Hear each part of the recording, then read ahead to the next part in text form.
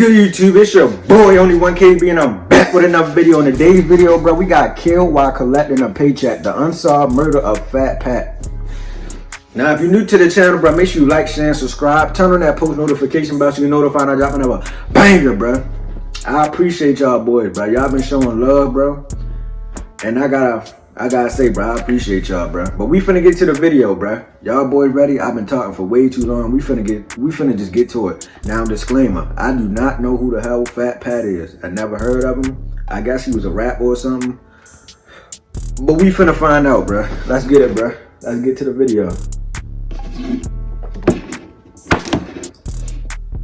On February 3rd, 1998, Fat Pat was Damn, a 1998? promising up-and-coming rapper and set for great things. But on this fateful night, he had to make a stop at a promoter's home to pick up a paycheck.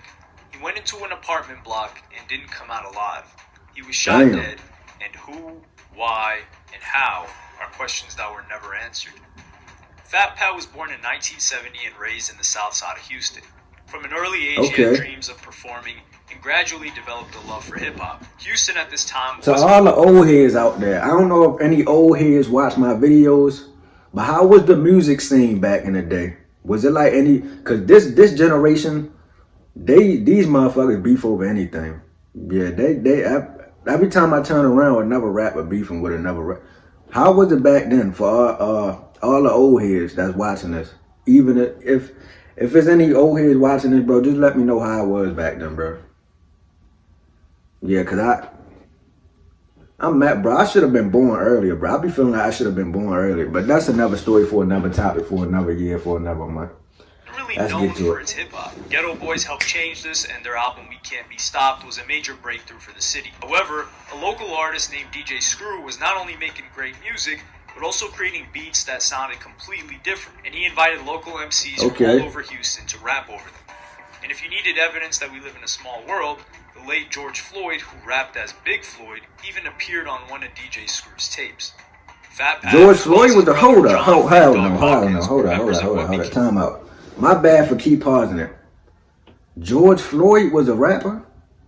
I never knew that, bro. You find something, bro. You find out things new every day. I never knew George Floyd was a rapper, bro. That's crazy, but let's continue. Known as the Screwed Up Clique, and these original members then went on to become the Dead End Alliance.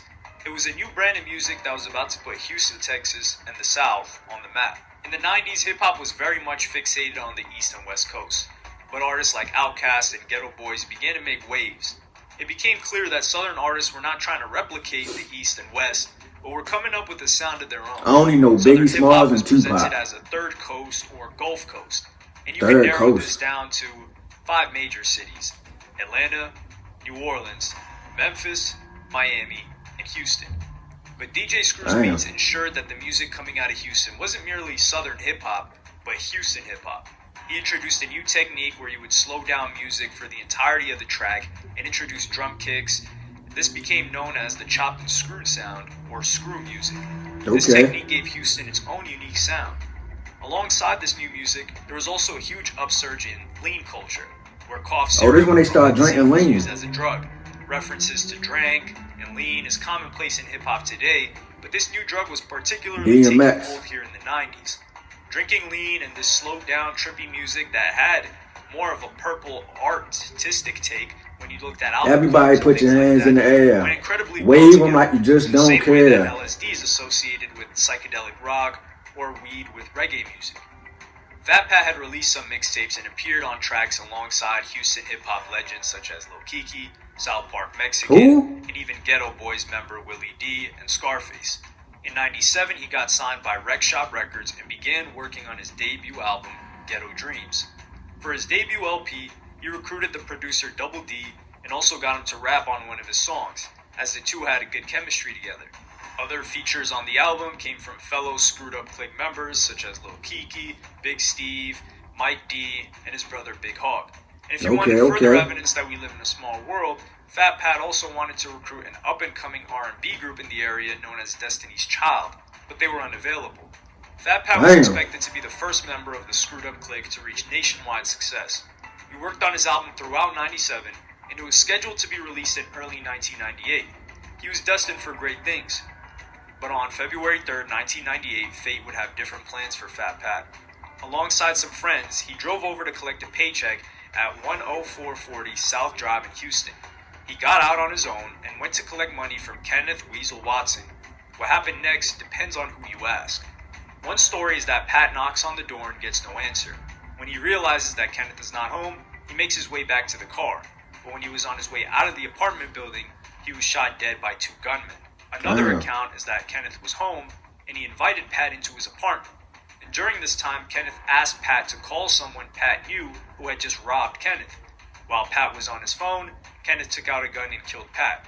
However, Kenneth Watson has never been found committing any crime relating to Pat's death. How Pat was killed raises a lot of questions, but why he was killed raises even more. Some allege that Fat Pat was killed by Watson, who felt that Pat had set him up to get robbed. But again, this has never been proven. Another rumor is that there was a dispute over unpaid debt. When his friends were waiting for Pat to come outside, they recall seeing 2 men running from the apartment. Nobody's been charged with this murder. The main suspect, Kenneth, is currently in prison for drug charges. The police obviously interrogated Kenneth, but there have been no further details on whether they believe that he was the culprit or even involved. If they did, they would have most likely pressed charges by now. Friends and family have also said that Fat Pat wasn't really living a gangster lifestyle. He was a lovable dude who happened to earn a living in music. Whatever happened on that day, the bottom line is that a young and talented man had his life cut short far too early. And he was laid to rest at the Paradise South Cemetery. 2 weeks after his murder, every rapper in Houston gathered for the release party of Ghetto Dreams, Fat Pat's first album. It sold over 20,000 copies in the first week of its release in Houston. The single Tops Drops peaked at number 10 on the Billboard Bubbling Under Hot 100 and number 5 on Hot Rap Songs.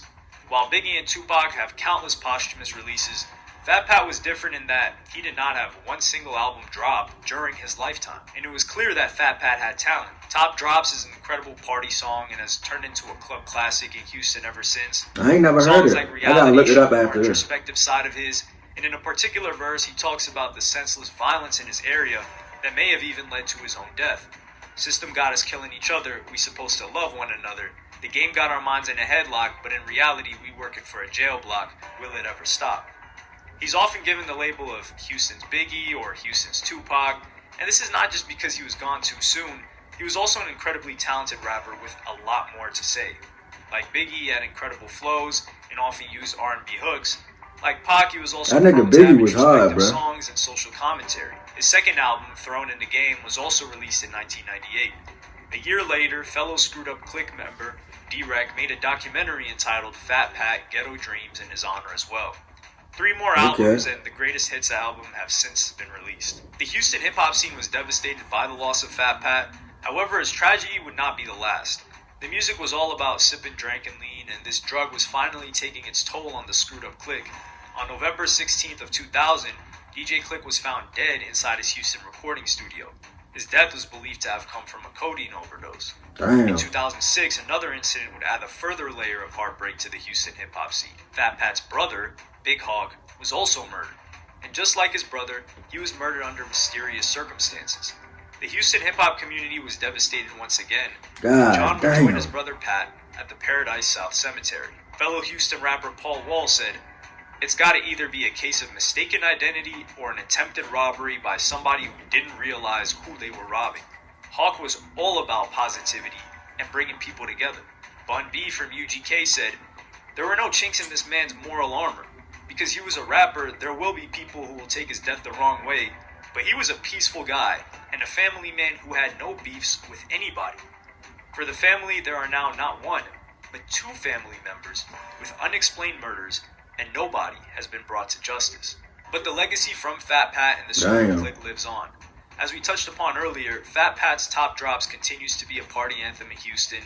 Megan Thee Stallion is from Houston, and despite only being 2 or 3 years old when he was murdered, cites Fat Pat as one of her idols. Her song Freaky Girls samples 25 Lighters, a song Fat Pat was featured on. The Screwed Up Click has had a bigger influence on Travis Scott, who was 6 years old when Fat Pat passed away. Like Megan, Travis sampled 25 Lighters for his song Can't Say. Drive also features a sample of Fat Pat's So Real, the Screw version. The sound that Travis Scott has crafted is definitely indebted to DJ Screw, and the screwed up clique, at least partially. Even outside of hip-hop, UFC fighter and Houston native Derek Lewis has used Fat Pat's hit Top Drops as his entrance music. As of today, Fat Pat's murder and his brother's remain unsolved, but his legacy in Southern hip-hop and in the city of Houston, meanwhile, is undisputed. Damn, bro. His brother and him was murdered. But I was ready to say the police don't. I feel like the police don't be caring when rappers die, bro. Like they just all the murders go unsolved. They don't really. I don't think the police really be caring, bro. But yeah, bro. If y'all enjoyed that reaction video, make sure y'all like, share, and subscribe. And I'm out of here, bro.